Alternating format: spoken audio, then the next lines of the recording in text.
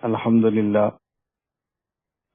لله نحمده ونستعينه ونستغفره ونؤمن به ونتوكل عليه ونعوذ بالله من شرور أنفسنا ومن سيئات أعمالنا من يهده الله فلا مضل له ومن يضلل فلا هادي له ونشهد أن لا إله إلا الله وحده لا شريك له ونشهد أن سيدنا ومولانا محمدا عبده ورسوله أما بعد فأعوذ بالله من الشيطان الرجيم بسم الله الرحمن الرحيم إن الذين كفروا سواء عليهم أأنذرتهم أم لم تنذرهم لا يؤمنون ختم الله على قلوبهم وعلى سمعهم وعلى أبصارهم غشاوة ولهم عذاب عظيم اللهم صل على محمد وعلى آل محمد كما صليت على إبراهيم وعلى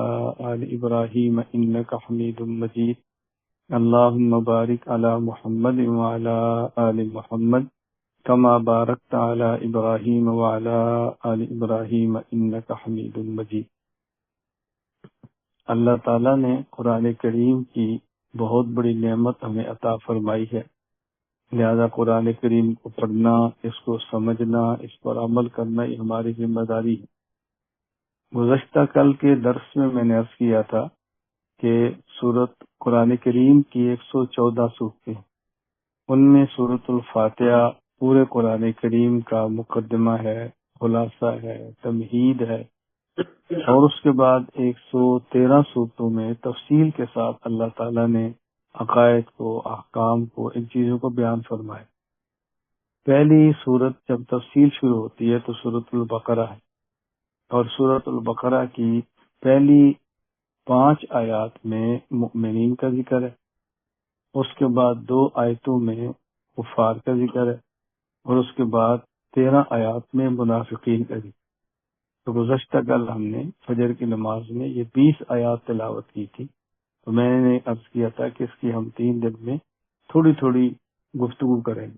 تو گزشتہ کل میں نے سورۃ البقرہ کی پہلی آیات پر بات کی تھی کہ پہلی 5 آیات میں اللہ تعالیٰ نے مؤمنین کا ذکر فرمایا ہے کہ مؤمنین کون ہیں، ایمان والے کون ہیں، صفتیں بیان فرمائی۔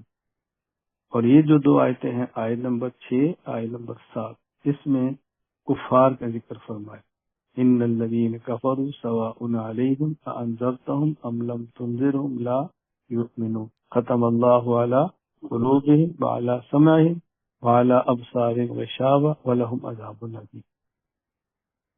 اب سب سے پہلے ہم یہ بات سمجھیں کہ ایمان کا معنی کیا ہے اور کفر کا معنی کیا ہے، ایمان کسے کہتے ہیں، کفر کسے کہتے ہیں۔ پھر ہمیں سمجھنا چاہیے کہ کفر کی اقسام کتنی ہیں، پھر دیکھنا چاہیے کہ کسی بندے کو کافر کہنے کے لیے کیا ضروری ہے، اور یہ دیکھنا چاہیے کہ کسی بندے کی زبان سے کوئی جملہ نکلے جو بظاہر شریعت کے خلاف ہو اور اس کے باوجود بھی اس کو کافر نہیں کہہ سکتے، کس موقع پر۔ تو فتوی تکفیر میں بہت زیادہ احتیاط کرنی پڑتی ہے، کفر کا فتویٰ لگانے میں انسان کو کبھی بھی جلد بازی سے کام نہیں لینا چاہیے۔ یہ ساری باتیں سمجھنے کی۔ ایمان کہتے ہیں التصدیق بما علم المجیء بالنبی صلی اللہ علیہ وسلم، ایمان کہتے ہیں ایسی چیز کو ماننا کہ جس کو نبی کریم صلی اللہ علیہ وسلم لائے۔ التصدیق بما علم مجیء النبی صلی اللہ علیہ وسلم بہی ضرورتاً، جو چیزیں اللہ کے نبی لائے ہیں ان تمام کا ماننا ایمان ہے، کسی ایک کا انکار بھی نہیں کر سکتے۔ تفصیلاً فیما علم تفصیل و اجمالاً فیما علم اجمال، جو باتیں آپ نے تفصیلاً بیان فرمائی ہے اس کو تفصیلاً ماننا ضروری ہے، اور جو باتیں اجمالاً بیان فرمائی ہیں اس کو اجمالاً ماننا ضروری ہے۔ جہاں آپ نے وضاحت فرمائی ہے وہ وضاحت مانے، جہاں اجمالی بات کی ہے اس کو اجمال کے ساتھ مان لیں۔ یہ مختصر سی میں نے بات کی جو ایمان کا معنی ہے۔ اب اس کے مقابلے میں کفر کیا ہے؟ جو رسول اکرم صلی اللہ علیہ وسلم چیزیں لے کر آئے ہیں جن کو ماننے کا نام ایمان ہے، اسے کہتے ہیں ضروریات دین، کہ یہ دین کی ضروری چیزیں ہیں، ان میں سے کسی کا انکار نہیں کر سکتے۔ تو تو ان میں سے کسی ایک کا انکار کرنا یہ کفر ہے۔ ایمان کے لیے تمام چیزوں کا ماننا ضروری ہے، اور انکار کرنے کے لیے تمام چیزوں کا انکار ضروری نہیں ہے۔ کسی ایک کا بھی انکار کریں گے تو ایمان سے خارج ہو جائیں گے۔ اب کسی کے ذہن میں یہ رہے کہ اس نے ایک چیز کو ہی چھوڑا ہے، باقی تو سب مانتا ہے۔ مومن ہونے کے لیے تمام چیزوں کو ماننا ضروری ہے جو رسول اللہ صلی اللہ علیہ وسلم لے کر آئے، اور کافر ہونے کے لیے تمام کا انکار ضروری نہیں ہے، بلکہ کسی ایک کا بھی انکار کرے گا تو انسان دائرہ اسلام سے نکل جاتا ہے۔ تو یہ ذہن میں رکھ لیں بہت اچھی طرح، کبھی بھی غلط فہمی کے اندر مبتلا نہ ہو، فلاں بدن ایک چیز چھوڑی ہے باقی تو مانتا ہے۔ تو ایک ہے، میں نے مختصر سی بات کی ہے کہ کفر کا معنی کیا ہے۔ خلاصہ کیا کفر کا معنی؟ رسول اکرم صلی اللہ علیہ وسلم سے جو چیزیں یقین کے ساتھ ثابت ہیں ان میں سے کسی ایک کا انکار کر دینا، یہ انسان کو ایمان سے نکال دیتا ہے اور کفر کے اندر داخل کر دیتا ہے۔ ہمارے ایسا نہیں ہے کہ ایک بندہ مومن بھی اور کافر بھی نہیں، یا مومن ہوگا یا کافر ہو، یہ درمیان میں نہیں ہے کہ مومن بھی ہو اور کافر بھی، ایسا نہیں ہوتا۔ میں چونکہ تفصیلات بیان نہیں کر رہا، یہ ساری باتیں تفصیل کے ساتھ میں نے عقائد میں پڑھائی ہیں، لکھوائی ہیں، نیٹ پر موجود ہیں، آپ اس کو سن سکتے ہیں، سمجھ سکتے ہیں تفصیل کے ساتھ۔ کفر کی قسمیں کتنی ہیں؟ کفر کی 10 قسمیں۔ نمبر 1 کفر انکار، نمبر 2 کفر نفاق، نمبر 3 کفر ارتداد، نمبر 4 کفر شرک، نمبر 5 کفر کتابی، نمبر 6 کفر زندقہ، نمبر 7 کفر جحود، نمبر 8 کفر عینات، نمبر 9 کفر مفادی، نمبر 10 کفر معطلی بھی کہتے ہیں، کفر دہری بھی کہتے ہیں۔ کفر کی کتنی اقسام ہیں؟ 10۔ میں کئی بار گزارش کرتا ہوں کہ علمی مجالس میں ساری باتیں سنتے رہیں، کچھ باتیں یاد ہوں گی، کچھ یاد نہیں ہوں گی، یاد نہیں ہوں گی تو ریکارڈ ہو رہی ہیں، اس کو بعد میں پھر سن لیں، اور کچھ سمجھ آئیں گی کچھ نہیں آئیں گی۔ اب پہلی مجلس میں بات چیزیں نہیں بھی سمجھ آتی، دوبارہ پھر سنیں۔ کسی چیز کے سمجھ نہ آنے کا معنی کہ وہ چیز غلط ہے، یا کسی کے سمجھ میں نہ آنے کا معنی کہ اس کو چھوڑ دیں۔ میں ایک چھوٹی سی مثال آپ سے عرض کرتا ہوں۔ میں کمپیوٹر کو چلانا نہیں جانتا، اچھا، اور میرے پاس یعنی اب بھی میرے گھر میں بہترین خوبصورت نیا لیپ ٹاپ موجود ہے، میں نے اس کو کھول کے بھی نہیں دیکھا۔ انگلینڈ سے مہمان آئے اور میری لیپ ٹاپ لائے، تو ان کی خواہش تھی، ان کا خیال یہ تھا کہ مولانا صاحب میڈیا پر ہیں تو ان کو بڑی اس کی ضرورت ہوگی، اور ان کو یہ پتہ نہیں کہ یہ ان چیزوں کو سمجھتا بھی نہیں، یہ چلانا بھی نہیں جانتا۔ یہ جس لنک پر میں بیان کر رہا ہوں دنیا میں لوگ سن رہے ہیں، یہ میں نے نہیں بنایا، کسی نے بنا کر بھیجا، میں تو بنا بھی نہیں سکتا، اور اس کو آگے بھیجنا کیسے؟ مجھے سکھایا بھی یوں آپ بٹن دبائیں گے تو چلا جائے گا، لیپ ٹاپ لے کر آئے۔ اب میں بتا رہا ہوں کہ مجھے آپ ہیں، کہتے ہیں مولانا صاحب یہ لیپ ٹاپ ہے، آپ ہدیہ قبول کر لیں۔ میں کہتے یار مجھے تو چلانا ہی نہیں آتا، کہتے کوئی مسئلہ نہیں، میں سکھا دیتا ہوں۔ اب آپ مجھے سکھاتے ہیں، میں کہتے یار مجھے نہیں سمجھ آتا، آپ کہتے ہیں پہلی بار ہے نا مولانا صاحب، تھوڑا سا دل بڑا رکھے، آ جائے گا، کیوں آپ گھبراتے ہیں، آپ ہمت تو کریں۔ ایسے ہوتا یا نہیں ہوتا؟ تو عقائد پر آپ کیوں دل چھوٹا کرتے ہیں؟ پہلی ہی مجلس میں جب مجھے سمجھ نہیں آ رہا، بڑا مشکل بیان ہے، تو حوصلہ کریں، پہلی دفعہ آئے ہیں آپ نے، پہلی بار سنے، 2 بار سنے، 3 بار سنے، ہو جائے گا، کیوں مشکل پیش آتی؟ میں عام طور پر فرض نمازوں کے بعد جو ہم تسبیحات پڑھتے ہیں، 33 بار سبحان اللہ، 33 بار الحمدللہ، 34 بار اللہ اکبر، تسبیحات فاطمہ، تو میں مستقل درس دے کر اس کو سکھاتا ہوں۔ آپ جائیں تو ہنا میڈیا پر دیکھ لیں، میری اس پر ویڈیو بھی موجود ہے، پوری فائل بھی موجود ہے کہ تسبیحات فاطمہ کو پڑھنے کا سنت طریقہ کیا ہے، ٹھیک ہے نا؟ 1 2 3 4 5 6 7 8 9 10 انگلیوں پر یہ تسبیحات کیسے گنتے ہیں؟ 10 انگلیوں پر 10,000 کی گنتی، 10 انگلیوں پر 10,000۔ اب بندہ کہتا ہے 10 انگلیوں پر 10,000 کیسے؟ تو میں گنتا جاتا ہوں، آپ دیکھتے جائیں، پورے 10,000 ابھی کر دوں گا۔ اب جب میں سکھانا شروع کرتا ہوں کہتا ہے بہت مشکل ہے۔ میں نے کہا پہلی بار ہے نا، پہلی بار تو مشکل ہوتا ہے، تھوڑی توجہ دے کے تو سمجھ آ جائے گا۔ یعنی 10 انگلیوں پر 10,000 کی گنتی۔ اب بتائیں اللہ تعالیٰ نے یہ آپ کو 10 انگلیاں دی اور ایک انگلی کے 3 پورے ہیں، یہ 30 پورے ہیں، اور آپ یہ نہ 30 پورے کیا، ہاں ہماری 10 انگلیاں، ایک کتنے بنے گی 30۔ اب آپ چاہیں تو اس 30 پوروں پر 10,000 کی گنتی کریں، کوئی مشکل ہی نہیں، لیکن سیکھیں گے تو پھر۔ اور جب تک اگر آپ کو اس طرح انگلیوں پر سیکھنا نہیں آتا، جسے عقد انامل آتے ہیں، بعض احادیث ایسی ہیں جس کو سمجھنا ممکن ہی نہیں ہے، کوئی اس کی صورت سمجھنے کی نہیں ہے اگر کسی بندے کو عقد انامل نہیں آتا۔ میں ایک مثال دیتا ہوں، رسول اکرم صلی اللہ علیہ وسلم جب تشہد میں بیٹھتے تھے، اشہد ان لا الہ الا اللہ فرماتے تھے، تو نبی پاک صلی اللہ علیہ وسلم تشہد میں بیٹھتے تو 53 کے عقد کا آپ 53 کے عقد کی طرح آپ اپنے ہاتھ کو رکھ لیتے تھے۔ اب بتائیں 53 کا عقد کیسے ہوتا ہے؟ اب سمجھائیں اس حدیث کو، یہ وہی سمجھائے گا نا جو یہ سمجھتا ہے کہ انگلیوں پر 53 کیسے ہوتا ہے۔ 53 کا یہ عدد ہے، یہ 53 آپ یوں کریں گے نا، یہ 10 یہ ادھر بنتا ہے اور یہ طرف، یہ دیکھ، یہ میں ایسے رکھتے ہیں نا، صحیح آدمی یوں رکھتے ہیں، یہ طرف دیکھیں آپ، 1 2 3 4 5 6 7 8 9، اس کے بعد اس کو یہاں رکھیں 10، یہاں رکھے 20، یہاں رکھے 30، اور یہ 30 کے بعد 31 32 33، یوں چلتے جائیں گے۔ 30 ہے، پھر یہ 40 ہے، یہ 50، یہ 50 اور یہ 3 53، یہ 53 کا عدد۔ تب یہ اگر 53 کا عدد آتا ہے تو حدیث سمجھ آئے گی نا، اور اگر یہ نہیں آتا تو کیسے حدیث سمجھ آئے گی؟ رسول اکرم صلی اللہ علیہ وسلم آرام فرما رہے تھے، آپ نیند سے اٹھے تو اس میں آپ نے فرمایا ویل للعرب من شر قد اقترب، ایک شر بہت قریب آ رہا ہے، اس آپ صلی اللہ علیہ وسلم نے ارشاد فرمایا۔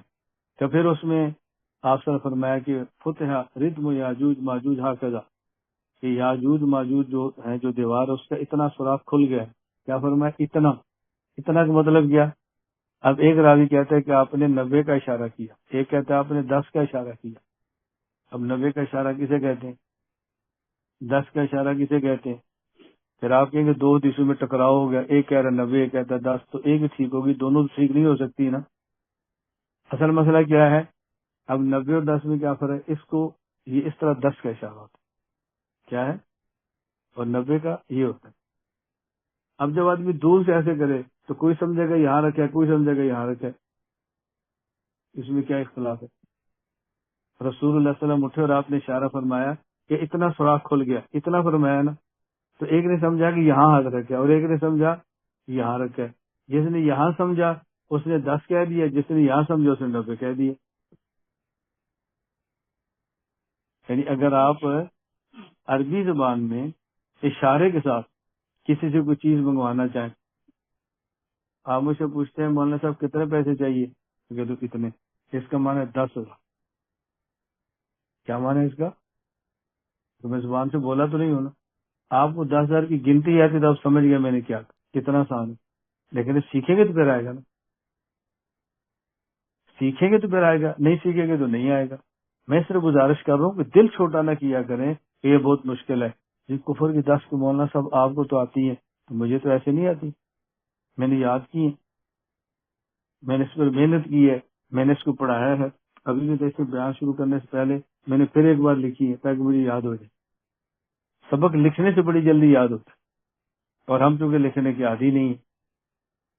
میں کچھ دن پہلے نحو پڑھا رہا تھا، تو پڑھنے والے اساتذہ تھے، طلبا نہیں تھے، کہ میں نے کہا جب آپ نے نحو پڑھانی ہو تو کاپی لکھایا کرو۔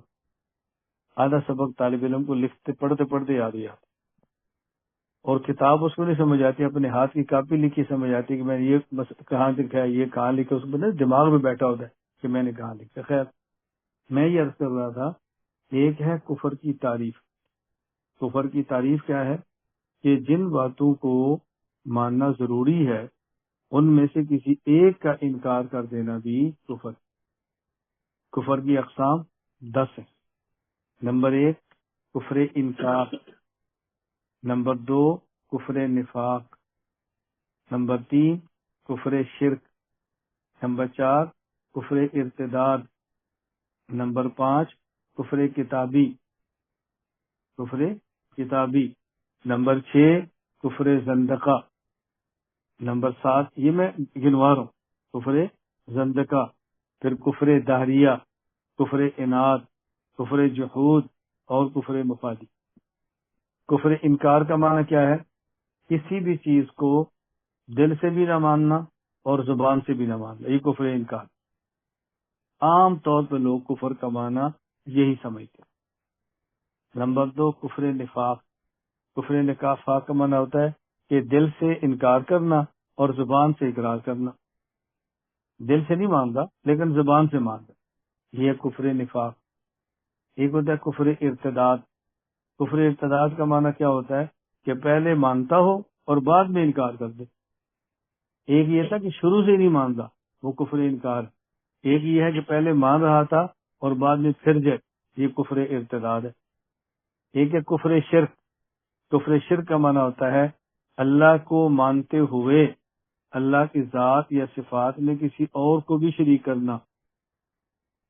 اللہ کو مانتے ہوئے اللہ کی ذات یا اللہ کی صفات میں کسی اور کو بھی شریک کرنا۔ ایک ہے آدمی اللہ کے علاوہ ایک اور اللہ مان لے، ایک ہے اللہ تو ایک ہی مانتا ہے لیکن اللہ والی صفتیں اوروں میں مان لیتا ہے، یہ کفر شرک۔ ایک ہے کفر کتابی۔ کفر کتابی کا معنی کیا ہوتا ہے؟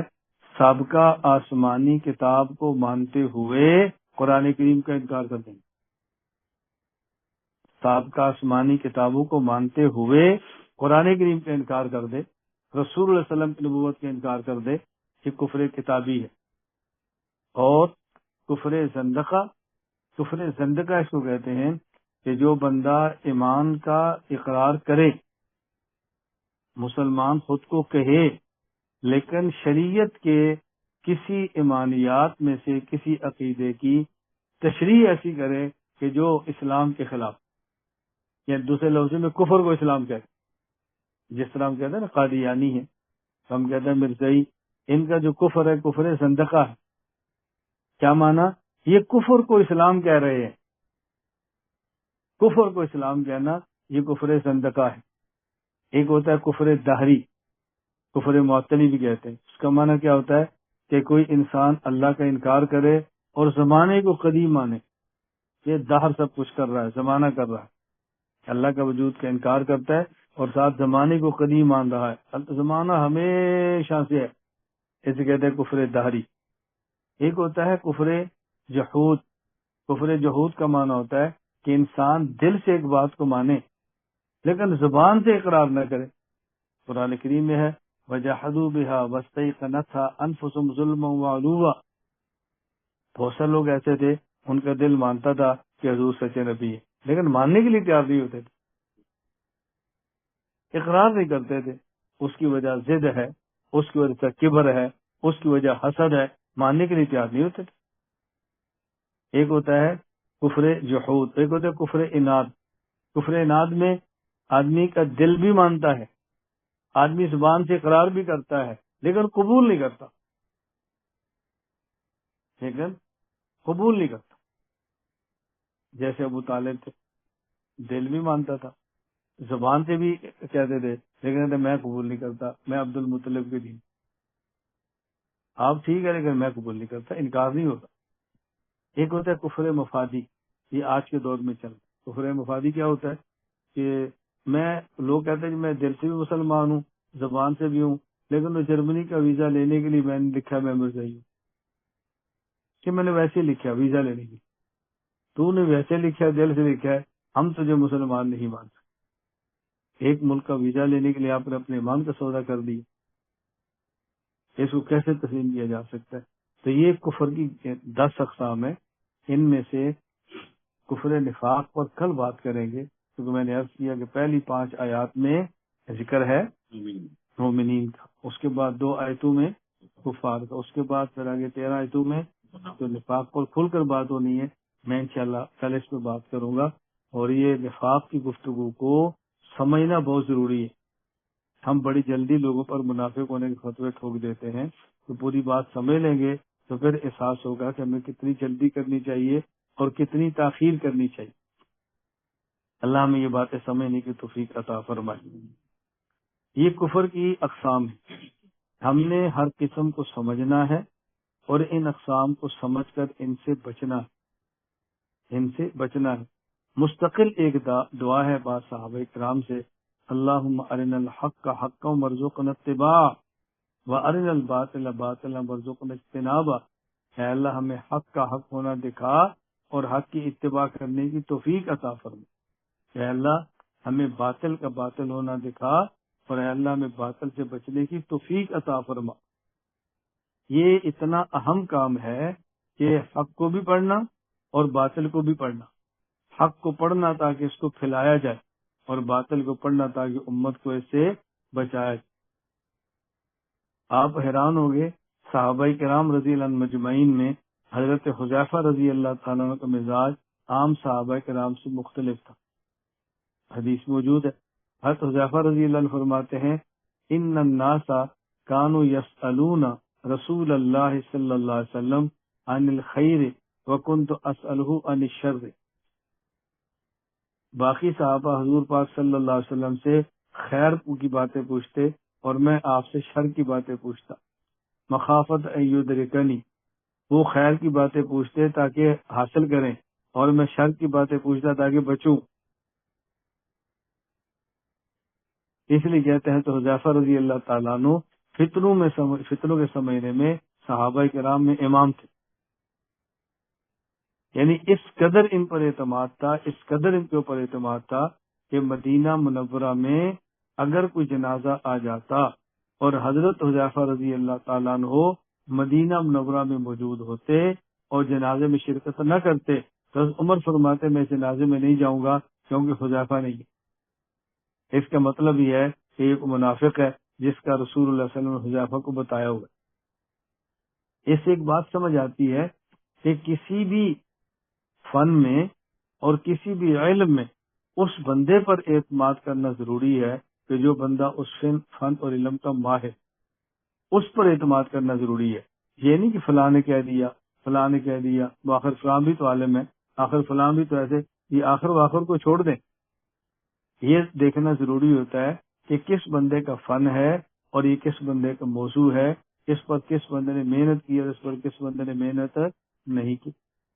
معمول کے مطابق جو ڈاکٹر بنتے ہیں وہ سارے ڈاکٹر ہوتے ہیں معمول کے مطابق، اور اس کے بعد پھر ان کے تخصصات شروع ہوتے ہیں. یہ ناک کا ہے، یہ پیٹ کا ہے، یہ معدے کا ہے، یہ دماغ کا ہے. اب بتائیں اگر کسی آدمی کو پیٹ کی بیماری ہو اور چیک جا کر کرائے ناک کے ڈاکٹر کو، اور بھئی یہ تجھے معدے کی تکلیف ہے، یہ ناک کا اسپیشلسٹ، وہ کہتا ہے آپ کہتے ہیں وہ بھی تو آخر ڈاکٹر ہی ہے نا. ہم کہتے ہیں آخر ڈاکٹر ہے لیکن وہ ناک کا ماہر، وہ معدے کا ماہر نہیں. تیرے پیٹ کا مسئلہ ہے تو ناک اس کو چیک کرا لے. میری گزارش آپ سمجھ آ رہی؟ تو ہم ان معاملات میں نہیں سمجھتے کہ کس سے کون سی بات پوچھنی ہے اور کس سے کس بندے کے اوپر اعتماد کرنا ہے. ایک تو میں بڑی مختصر سی بات کروں، لمبی تفصیلات بیان نہیں کر رہا. اگر کسی شخص کے بارے میں آپ کے سامنے بات آئے کہ فلاں نے ایسی بات کہہ دی ہے جو آپ کو ٹھیک نظر نہیں آ رہی، تو فتوی کفر میں جلد بازی نہ کریں. کسی شخص کے اوپر کفر کا فتویٰ لگانے میں جلد بازی نہ کریں. فتوی تکفیر میں نہایت احتیاط کرنی چاہیے. اور اسے کہتے ہیں موانع کفر، کہ بعض چیزیں ایسی ہیں کہ جن کی بنیاد پر کسی بندے کے بارے میں کفر کا فتویٰ نہیں دے سکتے. ان میں سے پہلی چیز اسے کہتے ہیں احتمال. احتمال کا معنی کیا ہے؟ یہ اچھی طرح سمجھنا. آج کل یہ بات کی جا رہی ہے، میڈیا پر کی جا رہی ہے، لوگ اس کا معنی غلط سمجھ رہے ہیں اور بس سمجھانے والا غلط بتا رہا ہے. احتمال کا معنی کیا ہے؟ اگر کوئی شخص ایک ایسا کلمہ کہہ دے جس میں 99 احتمال کفر کے ہوں اور ایک احتمال ایمان کا ہو تو ہم اس کو کافر نہیں کہیں گے۔ ایک شخص ایسا جملہ کہہ دے جس میں 99 احتمال کفر کیوں اور ایک احتمال ایمان کا تو اس کو کافر نہیں کہیں گے۔ ہاں اگر وہ خود ہی کہہ دے کہ میری مراد یہ ہے تو پھر تو اس کو مسلمان نہیں کہہ سکتے۔ لیکن یہ کہاں پر ہے، یہ بات توجہ سمجھنا، ایک ایسا شخص کہ جس کی ساری باتیں ایمان والی ہیں لیکن ایک جملہ ایسا نکلا کہ جس سے 99 احتمال کفر کے ہے اور ایک احتمال ایمان کا ہے۔ عام طور پہ کیا کہا جاتا ہے، یہ میں نے خود سنا ہے، عام طور پہ کیا کہا جاتا ہے، لوگ کہتے ہیں جی فقہا نے لکھا ہے اگر کسی بندے میں 99 احتمال 99 وجہ کفر کی ہوں ایک وجہ ایمان کی ہو تو اس کو مومن کہیں گے۔ حکیم الامت ثانی فرماتے ہیں ایسا کون سا بندہ ہوگا جس کے اندر کوئی نہ کوئی وجہ ایمان کی نہ ہو۔ کسی ہندو سے بھی پوچھ لیں، وہ کہے گا میں ان کی پوجا کے لیکن ہم اللہ بھی ہے، ہمارا یہ نبی ہے لیکن محمد بھی ہے، ہمارے نہیں ہے، تو ایک وجہ تو پھر مان رہے۔ اس لیے اس کا مطلب کیا ہے، ایک آدمی مومن ہے لیکن اس کی زبان سے ایک جملہ ایسا نکلا کہ جس میں 99 احتمال کفر کے تھے ایک احتمال ایمان کا تھا، اس احتمال کی بنیاد پہ ہم اس کو مومن کہیں گے، کافر ہونے کا فتویٰ نہیں دیں گے، اللہ کہ وہ خود ہی کہہ دے کہ میں یہ کہنا چاہ رہا ہوں، میری مراد یہ ہے۔ اس پر ایک عجیب واقعہ لکھے، عقود الجمہ، حضرت امام صاحب کی حالات پر ایک کتاب ہے، شیخ محمد بن یوسف دمشقی نے کتاب لکھی۔ حضرت امام اعظم ابو حنیفہ رحمہ اللہ کا ایک شخص بہت مخالف تھا، سخت امام صاحب سے وہ بغض رکھتا تھا۔ حضرت امام صاحب کے پاس آیا اور اس نے کہا کہ ابو حنیفہ ما تقول فی رجل، اس شخص کے بارے میں آپ کیا کہتے ہیں، لا یرجو النار لا یرجو الجنہ ولا یخاف من النار ولا یخاف اللہ، یصلی بلا رکوع ولا سجود، یاکل المیتۃ، یشہد بما لا یراہ۔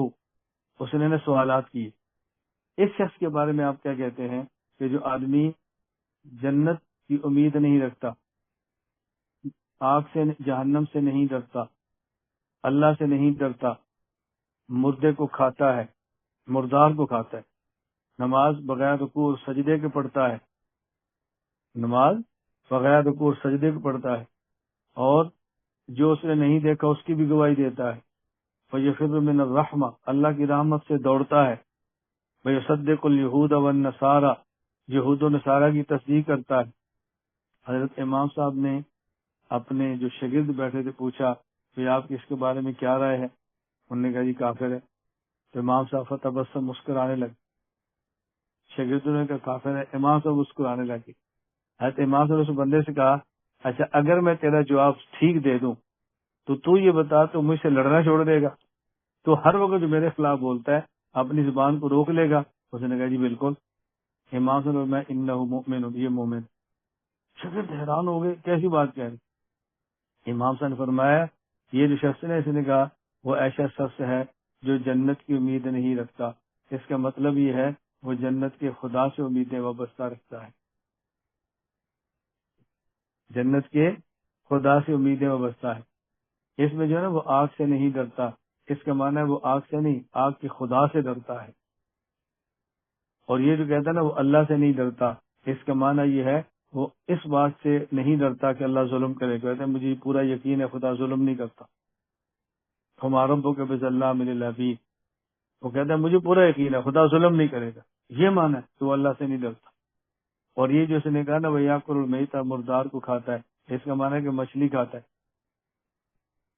اور یہ جو صلی بلا رکوع ولا سجود، بغیر کو سجدے کے نماز پڑھتا ہے، اس کا معنی ہے نماز جنازہ پڑھتا ہے، وہ نماز جنازہ پڑھتا ہے۔ اور یہ جو اس نے کہا کہ وہ یشہد بما لا یرا، جو نہیں دیکھا گواہی دیتا ہے، اس کا معنی ہے اللہ کے رسول کی گواہی دے کر بغیر دیکھے گواہی دے رہا ہے۔ اور یہ جو کہتا ہے وہ یفر من الرحمہ، رحمت سے دوڑتا ہے، اس کا معنی ہے کہ بارش سے دوڑتا ہے، بارش تو اللہ کی رحمت ہوتی ہے۔ اور یہ جو کہتا ہے یہود اور نصارہ کی تصدیق کرتا ہے، وہ قرآن کی یہ آیت ہے وقالت الیہود لیست النصارى لا شیء وقالت النصارى لیست الہدى، یہود کہتے ہیں عیسائی جھوٹے ہیں، عیسائی کہتے ہیں یہودی جھوٹے، یہ کہتا ہے دونوں ٹھیک ہے۔ یہ کہہ رہا ہے یہودی بھی ٹھیک کہتے ہیں، عیسائی بھی ٹھیک کہتے ہیں۔ وہ شخص اٹھا، اس نے امام صاحب کی پیشانی چھو، امام صاحب کی پیشانی چھو. اسے کہتے ہیں احتمال. یہ موانع کفر میں سے کہ جب تک کسی میں احتمال موجود ہے ایمان کا، کفر کا فتویٰ نہیں دے سکتے. اس لیے فتوی کفر میں احتیاط کریں، آپ لوگ نہ دیا کریں، بہت زیادہ سکوت دیا کریں. دوسری وجہ موانع کفر میں سے دوسری وجہ اس کہتے ہیں سبقت لسانی. سبقت لسانی کا معنی کیا؟ آدمی کیا نا کچھ اور چاہتا ہے، جلد بازی میں کچھ اور نکل جائے. لیکن یہ نہیں کہ دوبارہ پھر وہی کہ اچانک زبان سے نکل گئے. اس کی بڑی عام سی مثال دی جاتی ہے کہ رسول اکرم صلی اللہ علیہ وسلم نے فرمایا کہ اللہ اتنا خوش ہوتے ہیں جب بندہ گناہ سے توبہ کرتا ہے، اتنا خوش ہوتے ہیں کہ جتنا یہ بندہ بھی خوش نہیں ہوتا. اس نے پھر مثال دی، کون سا بندہ؟ فرمایا وہ بندہ جو جنگل میں سفر کر رہا ہو، وہ درخت کے نیچے سویا ہو، اور نہ ایک بندہ جنت میں جنگل میں سفر کر رہا ہو اور اس کی سواری گم ہو جائے، اور سواری کے اوپر ہی کھانا پینا ہے. اب وہ تلاش کرتا کرتا تھک کے سو گیا اور نا امید ہو گیا کہ اب میری سواری نہیں ملے گی، اور جب نیند سے اٹھا تو اچانک سواری سامنے موجود. وہ خوش ہو کر جلد بازی میں کہتا ہے اللہ کو انت عبدی وانا ربک. اصل کہنا کیا تھا؟ انا عبدی وانت ربک، کہ اللہ میں بندہ ہوں، تو میرا خدا ہے، تو نے کتنا کرم کیا. جلدی میں خوشی سے کہہ دیتا ہے انا ربی وانت عبدک، میں رب ہوں تو بندہ ہے. کہتے جسے خوشی میں کہہ دیا نا، اتنا خوش ہوا کہ اس کو یہ بھی نہیں احساس ہو رہا میں کیا کہہ رہا ہوں. جب بندہ گناہ سے توبہ کرتا ہے اللہ اس سے بھی زیادہ خوش ہوتے ہیں. یہ کیا ہے؟ سبقت لسانی. سبقت لسانی کا معنی سمجھ گئے کہ بس اوقات کو زبان سے جملہ ایسا نکل جاتا. دو. نمبر 3، ایک ہوتا ہے لزوم کفر. لزوم کفر کا معنی کیا ہے؟ کہ بعض جملے ایسے ہیں کہ کہنے والے کی مراد وہ نہیں ہوتی، لیکن اس جملے سے بظاہر کفر لازم آ رہا ہو. بظاہر کفر ایک ہوتا ہے التزام، ایک ہوتا ہے لزوم. ہم اس کو اتنی جلدی نہیں کہیں گے. یعنی بس اوقات ایک جملہ کہنے والا وہ ایسی بات نہیں کہتا، لیکن لوگ کہتے جو تو نے بات کی ہے نا اس سے لازم آتا ہے اور نتیجہ ہی نکلے گا. وہ آپ نتیجہ نہ نکالیں. حضرت علی رضی اللہ تعالیٰ کے مد مقابلے میں خارجی تھے جن سے آپ کا قتال ہو رہا تھا. تو کسی نے پوچھا جی خوارج کے بارے میں کہ یہ آپ ان کو کیا کہتے ہیں، کافر ہیں؟ اور میں نہیں، تو کفر سے نکل کر آئے ہیں. تو کہا یہ منافق ہیں. کیا منافق کے بارے میں تو اللہ کہتا ہے لا یذکرون الا قلیلا، اور ذکر کم، یہ تو ذکر بہت کرتے ہیں. تو خاجی پھر ان کو کیوں مارتے ہیں؟ آپ نے فرمایا یہ بیچارے فتنے کے اندر مبتلا ہو گئے ہیں، اس فتنے میں اندھے اور بہرے ہو گئے، میں ان کے اس لیے مارتا ہوں. اس لیے نہیں مارتا کہ یہ کافر ہے، اور میں اس لیے بھی نہیں مارتا کہ یہ منافق ہے. اب دیکھیں ان کی گردنیں اڑا رہے ہیں لیکن ان کو کافر نہیں کہتے. حضرت علی رضی اللہ تعالیٰ عنہ گردنیں اڑا رہے ہیں لیکن آپ پھر بھی ان کو کافر نہیں کہہ رہے. ایک موانع کفر میں سے اکراہ کا معنی کیا ہوتا ہے؟ کوئی بندہ مجبور ہو کر اپنی زبان سے کلمہ کفر کہتے. وقلب مطمئن بالایمان، اور اس کی مثالیں احادیث میں بھی موجود ہے. حضرت عمار بن یاسر کا مکے کا واقعہ موجود ہے کہ ایک آدمی کو کوئی کہہ دے میں تجھے مار دوں گا ورنہ زبان سے کہہ، تو جان بچانے کے لیے کہہ دے، اس بنیاد پر بھی کسی بندے کے اوپر کفر کا فتویٰ نہیں لگا سکتے. اچھا، اسی طرح ایک ہوتی ہے دینی ضرورت. دینی ضرورت کیسے ہے؟ نبی کریم صلی اللہ علیہ وسلم نے فرمایا کہ یہ جو یہودیوں کا سردار ہے، یہودیوں کا سردار فلاں کعب بن اشرف، اس کو کون قتل کرے گا؟ محمد بن مسلمہ رضی اللہ تعالیٰ عنہ. انہوں نے کہا یا رسول اللہ میں کروں. پھر محمد بن مسلمہ نے کہا اللہ کے نبی اس تک پہنچنے کے لیے مجھے کچھ باتیں ہو سکتا ہے آپ کی شان کے خلاف بھی کہنی پڑے. فرمایا اجازت ہے. اب دیکھو حضور کی شان میں جملہ کہنا بندہ ایمان سے نکل جاتا ہے نا. ان کی دینی ضرورت ہے کہ حضور نے اجازت دے دی. اب وہ محمد بن مسلمہ رضی اللہ تعالیٰ عنہ ہو گئے، کعب بن اشرف سے ملے اس کے قلعے میں، اور وہاں جا کر اس سے کہا کہ مجھے ضروری کام ہے. ملا. اس نے کہا کیا ہوا؟ اس نے کہا تیری بات ہے میں آج سمجھ آئی تو ٹھیک ہے، تو پہلے کہتا تھا کہ اس محمد کا کلمہ نہ پڑھو تم لٹ جاؤ گے، اور تو نے ٹھیک کہا. اتنا اس پہ خرچ کرنا پڑا کہ آج ہمارے گھر میں کھانے کی چیزیں نہیں. لیکن میں تو پہلے تو میں کہتا تھا، وہی بات نکلی جو میں نے کہی تھی. اب بتاؤ کیوں آئے؟ انہوں نے کہا بس مجھے کچھ گندم چاہیے. بولتے اب پھنس گئے تیرے پاس ہیں، تو سردار ہے. اس نے کہا ٹھیک ہے میں دوں گا، لیکن مجھے گندم کے بدلے میں گروی کیا رکھو گے؟ کہا تم بتاؤ. کہا اپنی عورتیں رکھو. انہوں نے کہا عورتیں تو رکھ سکتے، تو خوبصورت ہے، عرب کا سردار ہے، ہماری عورتیں، ہم تو فتنے سے ڈرتے ہیں، ابھی عورت کیسے رکھے تیرے پاس؟ میں نے کہا چلو اپنے بچے رکھو. انہوں نے کہا بچے ہم رکھ تو دیں، لیکن جب یہ بڑے ہو گئے لوگ ان کو تانا دیں گے، تمہارا باپ تمہیں 1 کلو گندم کے بدلے میں رکھایا تھا، اس تانے کو برداشت کریں گے. اس نے کہا پھر کہا ہم اسلحہ رکھ سکتے ہیں. کہا ٹھیک ہے. اسلحہ لے کر جانا تھا نا وہاں تک، قلعے تک کیسے اسلحہ لے کر جاتے؟ کہا یہ ٹھیک، چلو ٹھیک ہے تم رات کو لے آؤ. اب وہ پھر رات کو نکلے. اسلحہ لے کر اس کے گھر تک کیسے جا سکتے تھے؟ اس کے لیے تدبیر اختیار کرنی تھی نا کہ ہم بدلے میں اسلحہ گروی رکھیں گے تیرے پاس. اب یہ رات کو تلواریں لے کر چلے گئے. یہ تھے ایک اور تھا صاحب، آگے دروازے پہ دستک دی.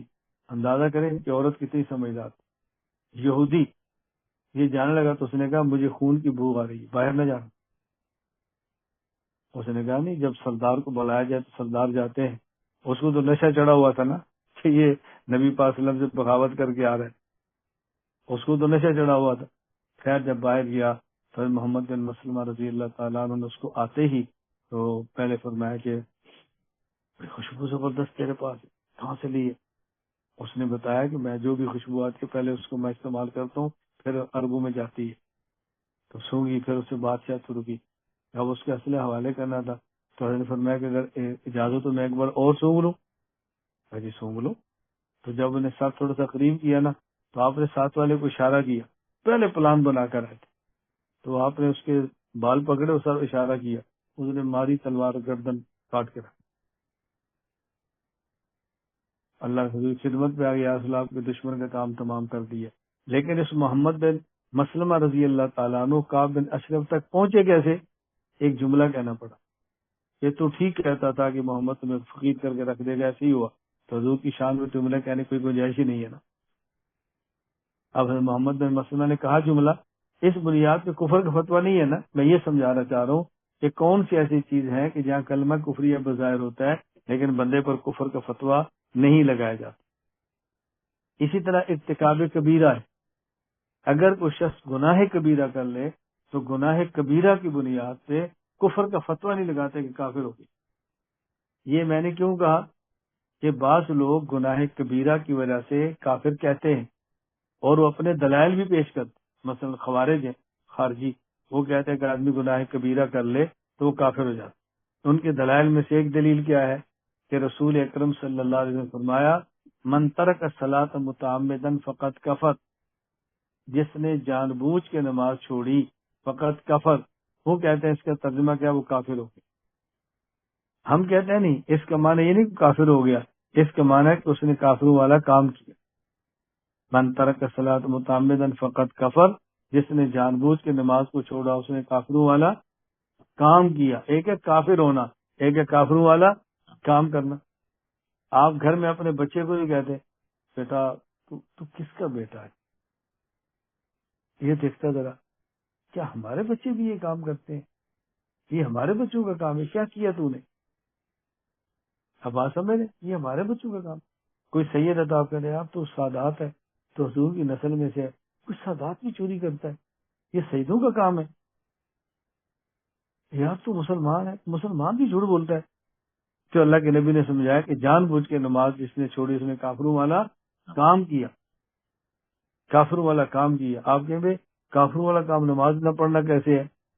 قیامت کے دن جب مسلمان جنت میں جائیں گے، کافر جہنم میں جائیں گے، تو ایک دوسرے کو جو جانتے فلاں کی طرح بھی جہنم میں، تو مسلمان کافر سے پوچھے گا جسے تعارف تھا ما سلککم فی سقر، تم جہنم میں کیوں آئے ہو؟ تو کافر کیا جواب دے گا؟ جی لم نک من المصلین فلم نک نطعم المسکین، ہم نمازیں نہیں پڑھتے تھے اور کھانا نہیں کھلاتے. اگر آپ کو کل کا بیان یاد ہو تو بتاؤ کتنا مضبوط اشکال ہے. یہ کو سوال آپ سے کر لے کتنا مضبوط سوال ہے کہ جو کافر ہے اس سے پوچھا جا رہا ہے تو جہنم میں کیوں ہے؟ وہ کہتا ہے میں جہنم میں کیوں ہوں؟ نماز نہیں پڑھتا تھا. کافر کے اوپر نماز پڑھنا فرض ہے؟ تو پھر وہ کیوں بتا رہا ہے میں اسی جہنم میں کافر میں نماز نہیں پڑھتا تھا؟ کیا زکات دینا کافر پر فرض ہے؟ یہ تو مسلمانوں پر ہے. کافر تو حکام کا پابند ہی نہیں ہے، وہ جہنم میں جانے کو یہ کیوں کہہ رہا ہے کہ میری وجہ نماز نہ پڑھنا ہے؟ یہ قرآن کی آیت ہے. اب کیا جواب دو گے آپ؟ میں آپ سے کیوں کہتا ہوں قرآن پڑھو، قرآن سمجھو، قرآن سمجھو. کسی نے اعتراض کیا تو جواب کیسے دو؟ حکیم الامت حضرت تھانوی رحمۃ اللہ علیہ کو پڑھو، آپ کو سمجھ آئے کہ ہمارے اکابر نے کام کیا کیا. حکیم الامت تھانوی رحمۃ اللہ فرماتے ہیں ایک ہے نفس عذاب، ایک ہے ازدیاد عذاب، ایک ہے عذاب اور ایک ہے عذاب کا بڑھنا، ایک ہے بخار اور ایک ہے تیز بخار، ایک ہے بخار اور ایک ہے تیز بخار، ایک ہے عذاب ایک ہے ازدیاد بخار. حضرت ثانی فرماتے ہیں کہ عذاب تو ہوگا کفر کی وجہ سے اور ازدیاد عذاب ہوگا اعمال نہ کرنے کی وجہ سے. کیوں؟ حضرت فرماتے ہیں کہ جو بندہ ایمان کا مکلف ہے، جو بندہ ایمان کا مکلف ہے، کلمہ پڑھو، تو کلمہ پڑھنے کے اندر یہ بھی تو ہے نا کہ کلمہ پڑھنے کے بعد پھر نمازیں بھی پڑھو، یا نہیں ہے؟ جس کو کہا جاتا ہے ایمان لاؤ تو اس کا معنی کیا ہے؟ ایمان کے تقاضوں پر عمل بھی کرو. اصل تو یہ ہے کہ کلمہ پڑھو، لیکن اصل کے ضمن میں ہے نمازیں بھی پڑھو. اور جب کسی نے اس کے مقابلے میں کفر نہیں کرنا، ایمان نہیں لانا، کفر کرنا ہے، تو اس نے کفر کے ضمن میں نمازیں بھی چھوڑنی ہے نا. بھئی جس طرح ایمان کے اندر نمازیں آتی ہیں، ایمان لاؤ اس کا معنی ایمان لانے کے بعد پھر نماز بھی پڑھو.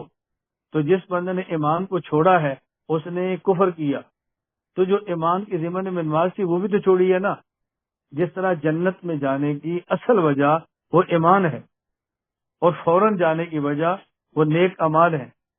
جنت میں جانے کی وجہ ایمان ہے اور جنت کے درجات کی بلندی کی وجہ اعمال ہے. اسی طرح کفر میں جانے کی وجہ، جہنم میں جانے کی وجہ کفر ہے اور جہنم کے عذاب کے بڑھنے کی وجہ وہ جو کفر کے ضمن میں ترک صلاۃ تھی وہ ہے. کوئی کچھ سمجھ آئی؟ میں یہ تو نہیں کہہ رہا سمجھ آئی، میں کیا کہہ رہا ہوں؟ بولتے نہیں. میں یہ نہیں کہہ رہا سمجھ آئی، میں کیا کہہ رہا ہوں؟ آپ کچھ سمجھ آئی. باقی تو پھر ایسا جاتی. میں نے شروع میں آپ سے بات کی تھی کہ سمجھ نہیں ہے تو پہلی بار کیسے آئے گی؟ جب ہمارا علمی ذوق ہی نہیں ہے، ہمارا علمی مزاج ہی نہیں ہے، ہمارا علمی مطلب ترتیب ہی نہیں ہے، تو یہ تو سوچ سمجھ آپ کو سوال کرے نا تو پھر سمجھ آتا ہے بھی اس کا جواب ہونا چاہیے. اب اگر کسی نے آپ سے سوال کر لیا اور آپ کو جواب نہ بھی آیا نا تو اس بیان کو سننے والا کوئی گمراہ نہیں ہوگا. کیوں؟ وہ کہے گا یار جواب ہے لیکن مجھے نہیں آتا، مولانا صاحب سے میں نے سنا تھا مجھے یاد نہیں. جواب تو ہے نا، مجھے یاد نہیں ہے، جواب ہے مجھے نہیں آتا. میں نے ایک دفعہ ایک گفتگو میں ایک جملہ کہا تھا اور اس پر بہت تنقید ہوئی، لوگوں نے بڑے تبصرے کیے، تحریریں لکھی، اس کے خلاف کلپ ریکارڈ ہوئے. میری عادت ہے کہ میں حق کہنے کے بعد ٹس سے مس نہیں ہوتا. میں پھر نہیں دیکھتا کہ میرے خلاف کلپ کتنے ہیں اور تحریریں کتنی ہیں، کون تعریف کر رہا ہے کون مذمت کر رہا ہے. میں نے ایسے چلتے چلتے ایک جملہ کہہ دیا کہ مدرسے کا فاسق طالب علم کالج کے ولی سے افضل. مدرسے کا فاسق طالب علم کالج کے ولی سے افضل ہے. اب ظاہر ہے کالج والوں کو یہ بات کیسے ہضم ہوگی؟ بھائی مدرسے کا طالب علم فاسق ہو وہ کالج کے نیک سے بھی افضل ہوتا ہے، یہ کوئی بات ہے کرنے والی؟ اب میں نے پوری بات کیا کی؟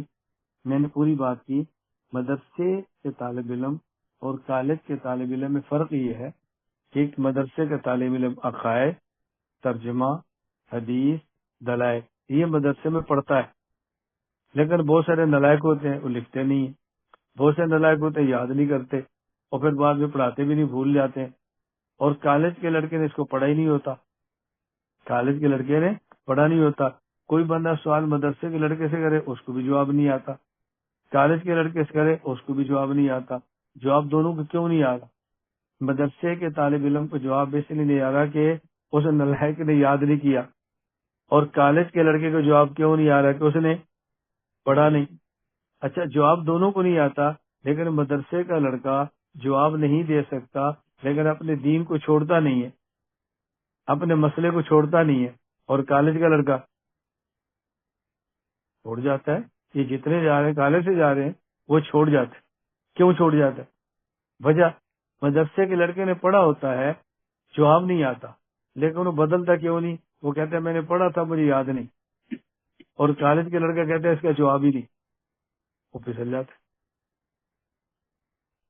اب میں نام نہیں لے رہا، یعنی میں موجودہ دور کے فتنے پھیلانے والوں کے، یہ کئی ڈاکٹر کے انجینئر فلاں، میں نام نہیں لے رہا، ان کے جتنے لوگ جا رہے ہیں وہ مدرسے کے جا رہے ہیں، کالجوں کے جا رہے ہیں، مدرسے والے کیوں نہیں جا رہے؟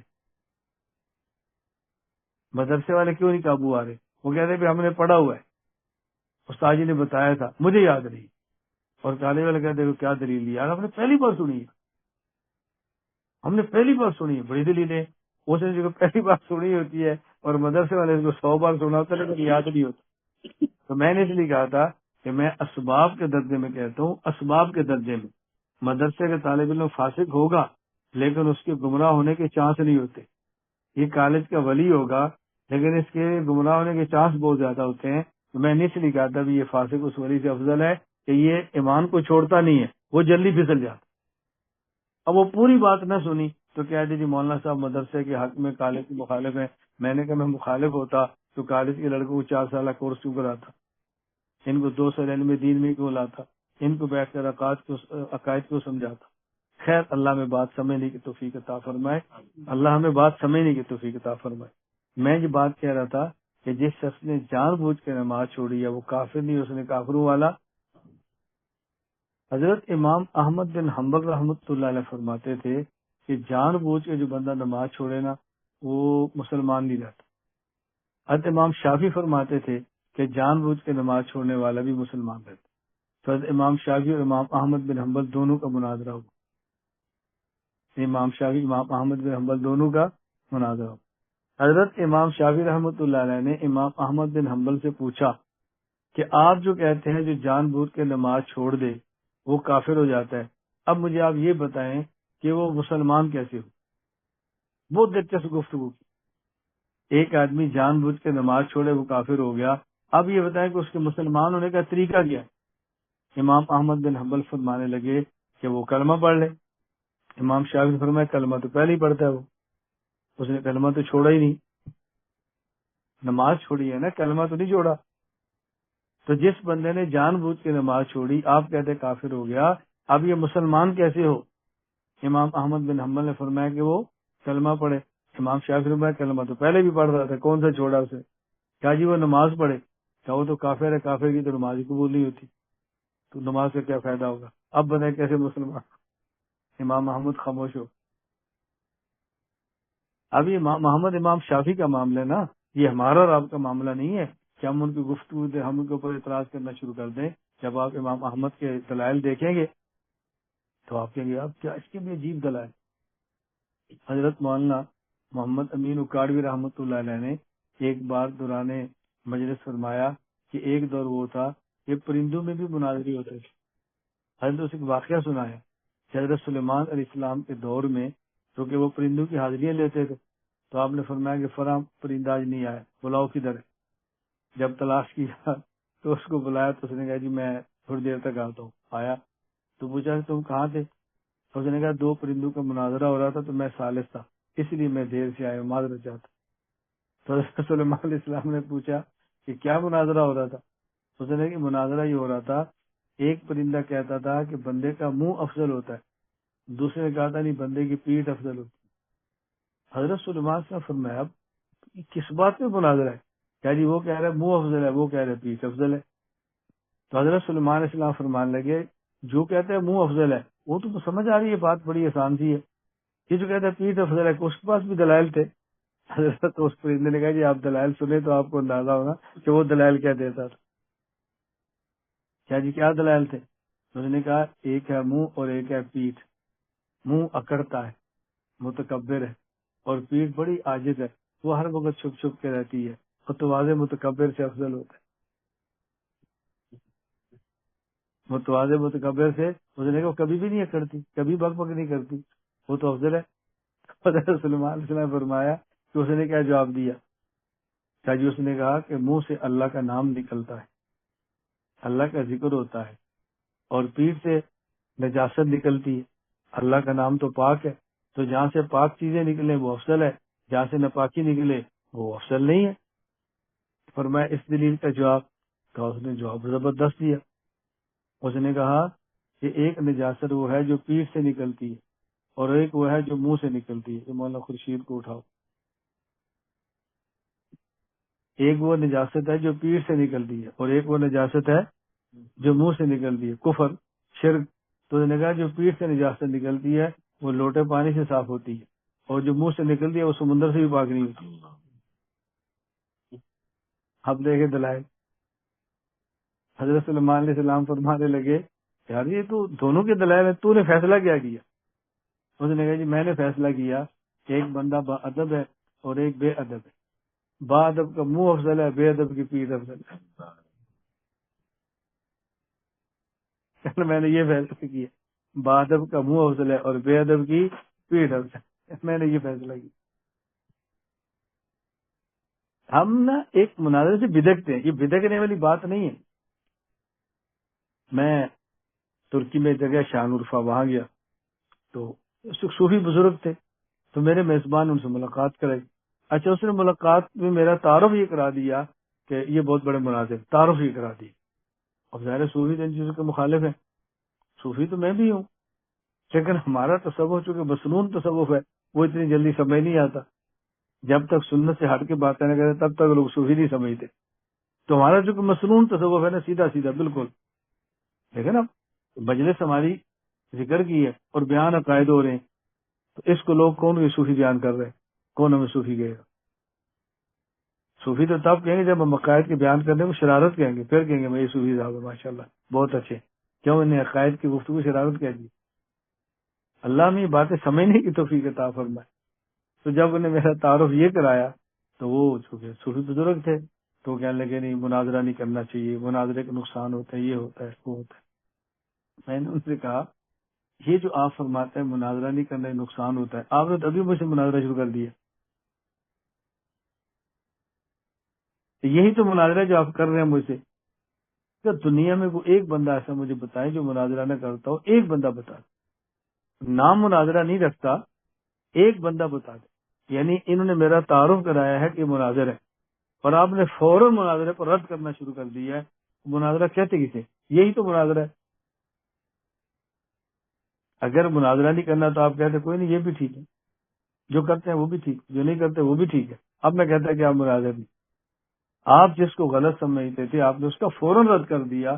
تو مجھے آپ بتائیں یہ کون سا ہے؟ ہمارے ایک بہت بیماری کیا ہے، ہم اصلاح کے نام پہ فساد کرتے ہیں، ہم اعتدال کے نام پہ شرارتیں کرتے ہیں. اعتدال کا معنی کیا ہے؟ میں کہتا ہوں یہ بھی ٹھیک ہے یہ بھی ٹھیک، یہ تو اعتدال ہوگا نا. اچھا اب یہ کون سا اعتدال ہے کہ جس کو آپ ٹھیک نہیں سمجھتے اس پر پورے زور سے رد کر لیں، پورے زور سے، اور پھر کیا کہتے ہیں بھئی ہم تو معتدل ہیں، ہم تو لڑنے والے. بھئی آپ لڑنے والے آپ نہیں ہیں تو لڑنے والوں سے آپ کیوں لڑ رہے ہیں؟ مناظرہ کرنے والوں سے آپ مناظرے کیوں کر رہے ہیں؟ ان کے خلاف آپ نے کیوں زبان درازی شروع کی ہے؟ ان کے بارے میں کوئی نرمی کا ہاتھ رکھ لیں. میں اس پہ دلائل نہیں دے رہا، مستقل ہمارا اس پہ سبق موجود ہے. اللہ میں بات سمجھنے کی توفیق عطا فرمائے. میں اپنی بات کو بہت مختصر کروں. میں نے پہلے بھی آپ سے کہا، پہلے میں نے کیا بتایا کفر کسے کہتے، مانا سمجھ آ گیا. جن باتوں کو ماننا ضروری ہے ان میں سے کسی ایک کا بھی انکار کر دیں گے تو بندہ. دوسری بات کفر کی اقسام کتنی ہیں؟ 10. پھر میں نے بتایا کفر کی قسمیں کتنی ہیں؟ 10.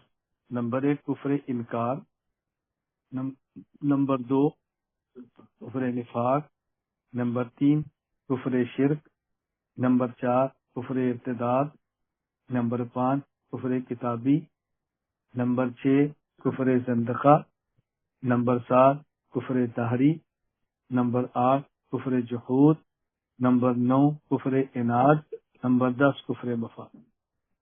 پھر میں نے بتایا کہ موانع کفر کیا ہے، یعنی فتوی کفر میں احتیاط کرنی چاہیے. نمبر 1 احتیاط، احتمال، کوئی اور احتمال.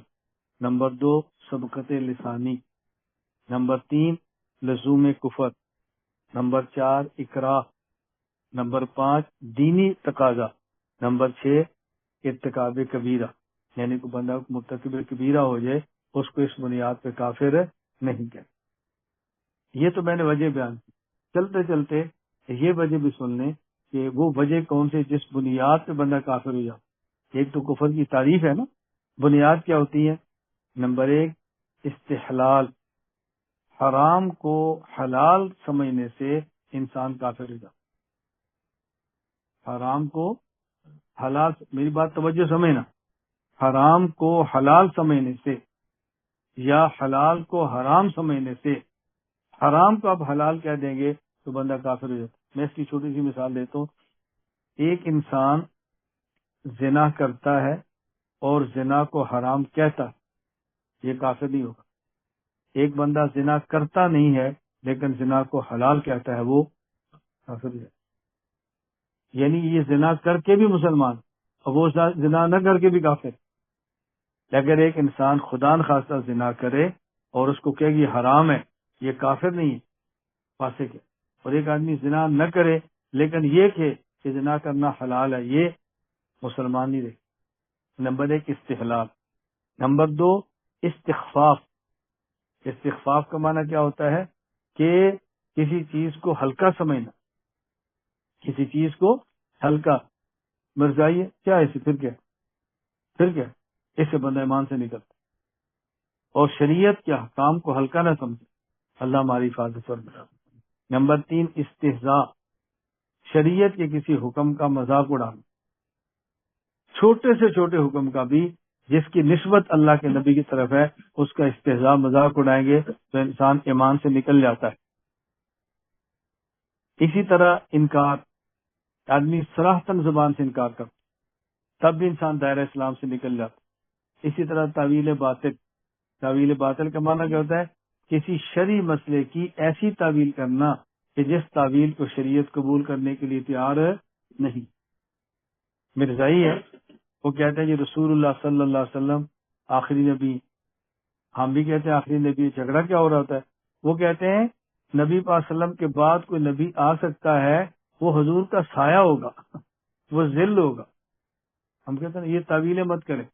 نبی کریم صلی اللہ علیہ وسلم کے بعد کسی بھی قسم کا نبی, وہ ذلی ہو, بروزی ہو, تشریعی ہو, غیر تشریعی ہو, کسی بھی قسم کا ہو, ہم اس کو مسلمان ماننے کے لیے تیار نہیں. اللہ ہمیں یہ باتیں سمجھنے کی توفیق عطا فرمائے. کفر کی کوئی بھی قسم ہو, کسی بھی قسم سے بچنا ضروری ہے. ایک میں لفظ کی وضاحت کر دوں. جو ہمارے کا لفظ چلتا ہے اہل قبلہ. عام طور پہ لوگ کہتے ہیں کہ جو اہل قبلہ ہیں ان کو کافر نہیں کہنا چاہیے. ٹھیک ہے, بالکل صحیح ہے, لیکن اہل قبلہ کا معنی کیا ہے؟ اہل قبلہ کا معنی یہ ہے کہ کوئی انسان شریعت کی ان تمام باتوں کو مانے جس کو ماننا چاہیے. یہ اہل قبلہ شریعت کی اصطلاح ہے. کل میں نے آپ خدمت میں عرض کیا تھا, ایک ہوتا ہے لفظ کا لغوی معنی اور ایک ہوتا ہے شریعت کی مراد کیا ہے. لغوی معنی اہل قبلہ کا ہے قبلہ والے جو کعبہ کو قبلہ مانتے ہوں, اور اصطلاحی معنی شریعت اہل قبلہ کا یہ ہے کہ وہ شریعت کی ساری باتیں مانتے ہوں. اگر کسی ایک بات کو مانیں گے تو اس کو اہل قبلہ نہیں کہتے. دیکھیں ہم کہتے ہیں روزہ, صوم, تو صوم کا عربی زبان میں لغت میں معنی کیا ہے؟ امساک, رکنا, تھوڑی دیر آپ خاموش ہو جائیں. لغت کہے گی الصوم, یہ روزہ ہے. لیکن شریعت روزہ کسے کہے گی؟ آدمی صبح صادق سے لے کے غروب آفتاب تک کھانا پینا اور بیوی کے پاس جانا, ہم بستر ہونا, اس سے بچے, یہ ہے صوم. حج, لغت میں حج کسے کہیں گے؟ ارادہ کرنا. شریعت میں حج کسے کہیں گے؟ شریعت میں حج مخصوص ارکان کا نام. شریعت میں صلاۃ کا معنی کیا؟ لغت میں دعا, اور شریعت میں صلاۃ کا معنی دعا نہیں بلکہ مخصوص ارکان مخصوص اوقات میں ہے. اذان, اذان کا لغت میں کیا معنی ہے؟ اعلان کرنا, اور شریعت میں اذان کا معنی صرف اعلان کرنا نہیں ہے, نماز کے لیے یہ کلمات پڑھنا, یہ ہے اذان. بسا کا لوگ غلط فہمی کیا ہوتی ہے, کہتے ہیں جی شریعت میں آیت قرآن کریم کے اندر فلاں لفظ آیا, اس لفظ جہاد آتا ہے, جو قرآن کریم ہے وجاہدوا بھی جہادن کبیرہ, قرآن کی دعوت ہے, اس کو جہاد کہتے ہیں. تو کوئی بندہ یہ کہہ دے کہ قرآن کا اذن مؤذن ایۃ العید انکم لسارقون, کہ جو بندہ اعلان کرے اس کو مؤذن کہتے ہیں, تو یہ جو مسجد میں اذان ہے وہی مؤذن ہے. یہ ٹماٹر بیچنے کا اعلان کرتا وہی مؤذن ہے, کہ دیکھیں قرآن مؤذن کا ہم کہتے ہیں اذان کو لغوی معنی مراد ہے، اذان کا شرعی معنی معلوم مراد نہیں ہے. لغوی معنی الگ ہوتا ہے اور شرعی معنی الگ ہوتا ہے. مجھے اچانک بات یاد آ گئی. ابھی ہم فجر کی نماز پڑھ رہے تھے اور فجر کی نماز پڑھنے سے پہلے میں مصلی پر بیٹھا تھا اور ہمارا تھا کہ نماز 5:15 بجے ہو. اور 5:15 ہو گئے، آپ کھڑے ہو رہے ہیں، اقامت کوئی بھی نہیں کہہ رہا. کھڑے ہو رہے ہیں، اقامت کوئی نہیں کہہ رہا. اقامت کا معنی کیا ہوتا ہے؟ اقامہ یقیم و اقامتن. اس کا معنی ہوتا ہے کھڑا کرنا. کھڑا کرنا اس کا معنی جب 5:15 ہو گئے تو ایک بندہ کھڑا کرے. کھڑا کیسے کرے؟ اللہ اکبر اللہ اکبر. اب لوگ کھڑے ہونا شروع. یہ ہے اقامت. ہم اقامت کسے کہتے ہیں؟ 5:15 ہو گیا، سارے کھڑے ہو جائیں، صفے درست کر لیں، اب تکبیر شروع کریں. تکبیر تو ہے بیٹھے ہوں کو کھڑا کرنے کے لیے، ہم کھڑا کر کے تکبیر شروع کرتے. تو ہمارے یہاں نا دو ذہن چل رہے ہیں، دونوں بڑے عجیب ہیں. ایک ذہن کیا ہے؟ اقامت شروع ہو جاتی ہے، لوگ بیٹھے رہتے ہیں. اقامت شروع ہو جاتی ہے، بیٹھے رہتے ہیں. جب مکبر مقیم کہتا ہے نا حی علی الصلاۃ، اب کھڑے ہوتے. اور بعض جگہوں پہ جب کہتے ہیں شاید ان محمد رسول اللہ، تب کھڑے ہوتے. تو ہمارے ایک طبقہ ایسا ہے کہ وہ لوگ بیٹھے رہتے ہیں اور مکبر تکبیر کہہ رہا ہوتا ہے تب بھی نہیں اٹھتے. اور ہمارے ایک طبقہ ایسا ہے کہ سارے جب کھڑے ہو جاتے ہیں تو پھر اس کے بعد تکبیر شروع کرتے ہیں. میری بات سمجھ آ رہی؟ اقامت کا معنی کیا ہے؟ کھڑا کرنا. 5:15 بجے فجر کی نماز کا وقت ہے تو 5:15 بجے مکبر شروع ہو جائے، اللہ اکبر اللہ اکبر، یہ اقامت کہنا شروع کرے اور لوگ کھڑے ہونا شروع ہو جائے. اقامت ختم ہوگی، اب امام مقتدی کو دیکھے، صفے درست کریں، ٹھیک کریں، فاصلہ ختم کریں، اس کے بعد کہ اللہ اکبر. یہ ہے اقامت. یہ ہے اقامت. تو ہم جو شریعت کے الفاظ ہیں اس کو سمجھیں اور سمجھ کے اس پر عمل کی کوشش کریں. اللہ مجھے اور آپ کو سمجھنے کی توفیق عطا فرمائے. ان آیتوں پر میں ایک بات کہہ کے ختم کرتے ہیں، پھر ذکر کر لیتے ہیں. ان الذین کفروا سواء علیہم اانذرتم ام لم تنذرہم لا یؤمنون. اللہ فرماتے ہیں میرے پیغمبر یہ جو کافر ہیں آپ ان کو ڈرائیں یا آپ ان کو نہ ڈرائیں یہ ایمان نہیں لائیں. سوال یہ ہے کہ جب یہ دعوت دینے سے ایمان لائیں گے نہیں تو پھر فائدہ؟ سواء علیہم میں اس کا جواب موجود ہے. یہ اللہ فرماتے ہیں کہ ان کے حق میں برابر ہے، آپ ان کو سمجھائیں یا نہ سمجھائیں، لیکن آپ کے حق میں برابر نہیں ہے. یہ چونکہ ضدی ہیں، یہ سمجھانے کے باوجود بھی کلمہ نہیں پڑھیں گے، لیکن سمجھانے کا آپ کو اجر ملے گا، آپ کے درجات بلند ہوتے رہیں گے. آپ دعوت دینا نہ چھوڑیں. آگے فرمائے ختم اللہ علی قلوبہم وعلی سمعہم. آگے وعلی ابصارہم. اب دیکھو قلوب اور سمع کے لیے لفظ الگ لائیں اور ابصار کے لیے الگ لائیں. فرمایا ان کے دلوں پر اور ان کی آنکھوں پر، ان کی دلوں پر اور ان کے کانوں پر مہر ہے اور ان کی آنکھوں پر پردے. تو جب بات دل کی آئی ہے اور کان کی آئی ہے تو مہر فرمائے، اور جب بات آنکھ کی آئی ہے تو پھر پردے فرمائے. اس کی وجہ کیا ہے؟ اس کی وجہ یہ ہے جو دل تک بات پہنچتی ہے وہ یہ نہیں کہ آگے سے یا پیچھے سے یا دائیں سے یا بائیں سے، اوپر سے نیچے سے، کہیں سے بھی ہو دل تک بات جاتی ہے. اور جو کان سنتا ہے، بندہ سامنے سے بولے تب بھی سنتا ہے، پیچھے سے بولے تب بھی سنتا ہے، دائیں سے بولے تب بھی، بائیں سے بولے تب بھی، اوپر سے بولے تب بھی، نیچے سے بولے تب بھی سنتا ہے. تو ان کے بار فرمایا ختم اللہ، ان پر مہر لگا دی ہر طرف سے. ان کے اوپر ہر طرف سے مہر لگ گئی نا. لیکن جب آنکھ کی باری آئی تو آنکھ آگے سے دیکھتی ہے، پیچھے سے نہیں دیکھتی. اس فرمایا وعلی ابصارہم، اس پر مہر لگانے کی ضرورت نہیں ہے، اس کے آگے پردہ ہی کافی. اس کے آگے پردہ ہی کافی ہے، مہر کی ضرورت نہیں ہے. بس آگے پردہ آ گیا یہ کام کرنا چھوڑ دے گی، پیچھے سے تو پہلے ہی کام نہیں کر رہے تھے. اور کان ہر طرف سے تھا. ختم اللہ علی قلوبہم وعلی ابصارہم غشاوہ ولہم عذاب العظیم. اللہ تعالیٰ ہم سب کی حفاظت فرمائے، اللہ ہمیں کفر سے محفوظ رکھے. میں کل نفاق کے بارے میں تھوڑی سی بات کروں گا. وہ بات اس لیے نہیں کرنی کہ منافق ہونا ہے، اس لیے بات کرنی ہے منافق سے بچنے. یہ بچنے کے لیے کی جاتی ہے. بعض لوگ سادگی میں ایسی باتیں کہہ دیتے ہیں تو بندے کو تعجب ہوتا ہے کیسی باتیں کہتے ہیں. چلے اللہ ہم سب کی حفاظت فرمائے. تو خلاصہ یاد ہو گیا. سورہ بقرہ کی پہلی 20 آیات میں سے پہلی 5 آیتوں میں اللہ تعالیٰ نے مومنین کا ذکر کیا ہے، اس کے بعد 2 آیتوں میں کفار کا ذکر کیا ہے، اور اس کے بعد 13 آیتوں میں منافقین کا ذکر کیا ہے. دیکھیں اللہ تعالیٰ نے کس طرح بات شروع فرمائی. اس کے بعد جب پھر بات شروع ہوتی ہے نا یا ایھا الناس اعبدوا، پھر دلائل شروع ہو جاتے، اور دلائل سب سے پہلے توحید کے بیان کی. یا ایھا الناس اعبدوا ربکم، کیسی قرآن کریم کی ترتیب ہے.